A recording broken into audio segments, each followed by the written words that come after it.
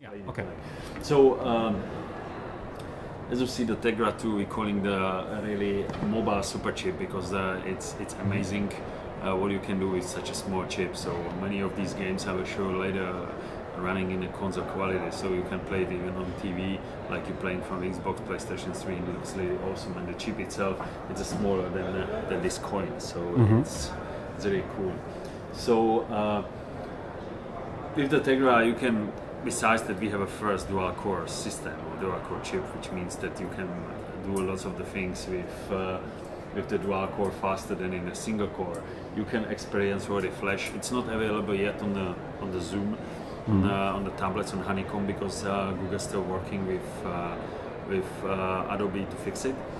But you have as well the best content in the games. Basically, you can say that today best mobile games are running on the Tegra phones. Okay. They look way better than, for example, than an iPad or iPhone, because simply Apple doesn't have such powerful hardware as we have here. So two new phones, which I will show you later. First is Motorola Atrix 4G. This is available in the US. Right.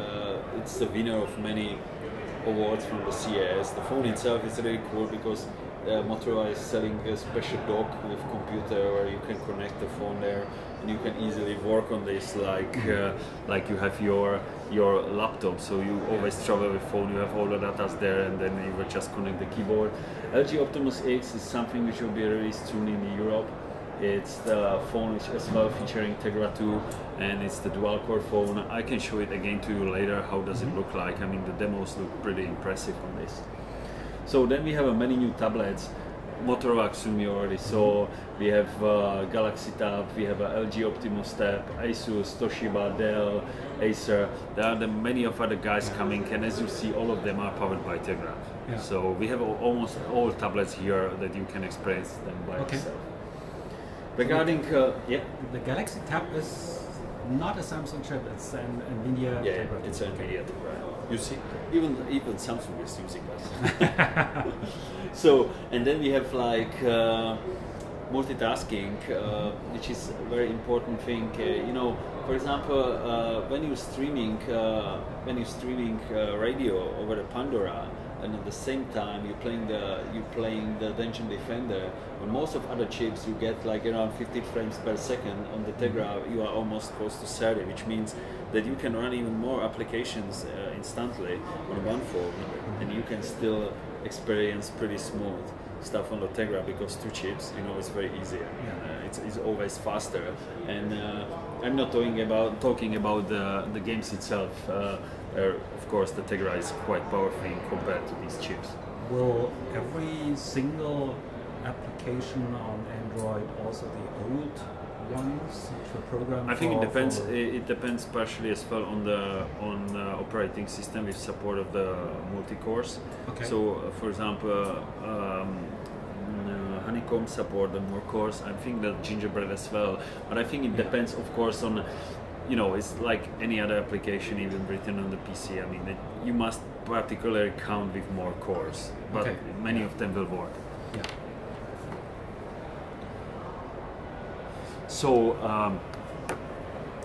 here, if you look, sorry to interrupt you again, but all the games you are linking from your website to the sure. market, they are using the dual core. Sure. I mean, they are optimized for Tegra. That's why we're putting them on Tegra. Okay. So the second thing what I really like is the performance of Flash here, because you know Flash is something which was very difficult to use on all the mobile devices before, because they didn't have a support for Flash, and many of these applications were pretty slow, and you had lots of programs with, you know, battery life and this stuff here. Because Tegra is optimized for a Flash, and it's running the Flash pretty smooth. You see that the differences are really big. I mean, I can show you that even HTML5 is running really cool on the phone itself. So, for example, for tablets, we still need to work on Honeycomb, but the rest of these things running really cool.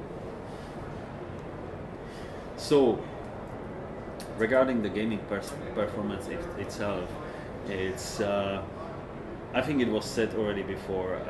Tegra is the highest performing mobile chip for the games, and that many of these games running very fast. And it's a funny thing, I saw today even an article about a guy who overclocked the Tegra to 1.5 gigahertz each core, which means that in the end you will get like additional, I don't know, I think like almost 30% of performance increase, which are running really fast. So it's the people are crazy, really. Have you done that with your Zoom? Well, I mean, it's not so easy. You need to root the tablet itself. Okay. So I don't have, my tablet is not rooted. You need to get the super user permissions to change the frequency in the kernel. So I didn't do it yet. Maybe I will play it in the future right now.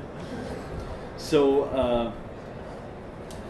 Regarding the content, that's the very important thing. You know, Nvidia is very, very strong in working with developers, and the things we did on the PC side with games, like the way it's meant to be played program, we're now trying to transform to the mobile space. That in the mobile space, we will have now many titles optimized directly for Tegra. I mean, we are just starting today, so we have like I think 5 or 6 games like Monster Madness, like Dungeon Hunter, like a Backbreaker, Galaxy on Fire. I can demonstrate all of these games to you later. But all of these games will be available. Let's say now or a little bit later on Android, because Galaxy on Fire coming a little bit later. Backbreaker, Dungeon Defender, Monster Madness are available now. And most of the games, the user can test it before they actually buy them. I think it works on Android like this. I think if you return the application till I think 1 day after, or I don't know what's the limit, that you don't need to pay, as far as I understand. So, regarding the Tegra Zone, I have to show the Tegra Zone to you on the real devices, because we have it there, but that's the thing, how it looks like. And it's launching today. So it's launching today. 2 p.m. I guess, 2 p.m. it's available. Okay. So, and the last thing which is important, it's our project Kal-El. You know, Kal-El is the new device or new CPU for the mobile devices, for the tablets and the phones, which we are going to probably supply to the partners in August. It was introduced on the NWC. And it's the new 12-core Nvidia GPU inside. It's 5 times faster in compared to Tegra 2, and you have like extreme HD resolution support. Even the streaming is very high. You get up to 50 megabytes per second with the video. So you can have practically Blu-ray quality videos played on this chip. Will Android Honeycomb 3.0 is that optimized already on many cores we're of working GPU? with our partners. Well, I can't disclose you more details here because it was just announced. We didn't say anything, but you can be sure when we launch this to the market that the operating system will be optimized for it. And how long does it take when you launch it to the market until the end consumer get the product? They should be end consumer products available in the mid of the year, around August. Around August already? Yeah. In August you can buy already first devices. Okay, but Tegra 2 is still will be Tegra 2 available. will be available, sure. I mean, and Kal-El is like the high-end big well, brother. I mean, the Kal-El, there will be transition, but I'm sure that for a little time these will exist together. So you see our roadmap. You know, we have a Tegra 2 below the Kal-El, so Kal-El will be like will replace the Tegra. But of course, there will be many devices available parallel with this. And after we have Wayne, Logan, and Stark. The Stark is like 100 times faster than Tegra. Okay. 2004. Who came up with the names? He must be an incredible superhero fan. Who has that? That's the funny, because not much people knows about it. I mean, I know the guys. They ask why these strange names because they don't understand the comics. Kal-El is Superman, Wayne, Bruce Wayne, Batman, Logan is Wolverine, and Stark is obviously Iron Man. Tony Stark. I was just reading that roadmap, and then they said like, who is the big superhero fan at the Nvidia Corporation? But I know, to be honest, I like it. I like this type because many of people using like. Was it your CEO inventing the I have no code idea. names? I don't know. But they're really cool. You are right. Okay, cool.